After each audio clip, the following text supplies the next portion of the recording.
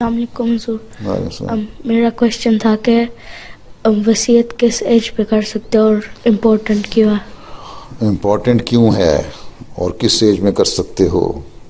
پہلی بات تو یہ ہے کہ 15-16 سال کی عمر جو تمہیں ہوش آ جاتی ہے تم کر سکتے ہو.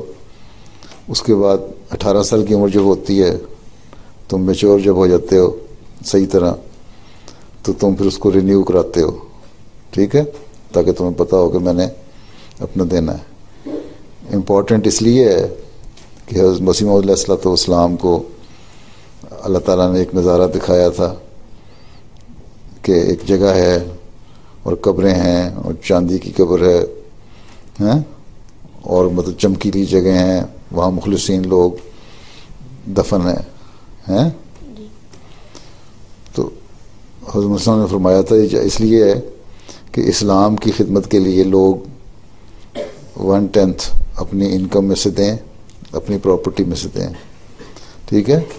امپورٹنٹ اس لیے ہے کہ عام احمدی جو ہے وہ چندہ دیتا ہے اپنی انکم میں سے 1/16، ٹھیک ہے. وصیت کرنے والا کہتا ہے کہ میں اپنا معیار اونچا کروں گا، اپنا اس سے اوپر جاؤں گا اور 1/10 دوں گا، ٹھیک ہے.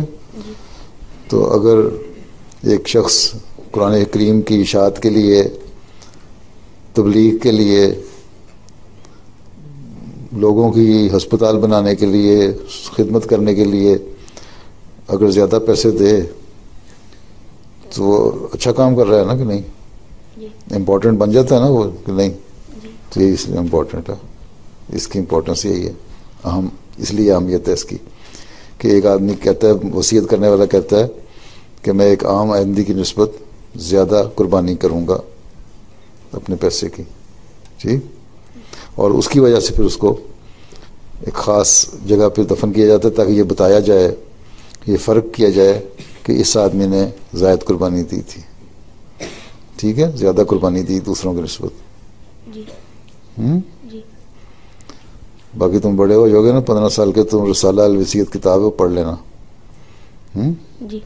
اس میں تفصیل سے لکھا ہوا ہے انسان نے وصیت کی وجوہات. جی. تم تو ویسے 13 سال کے ہو؟ 12 سال کا.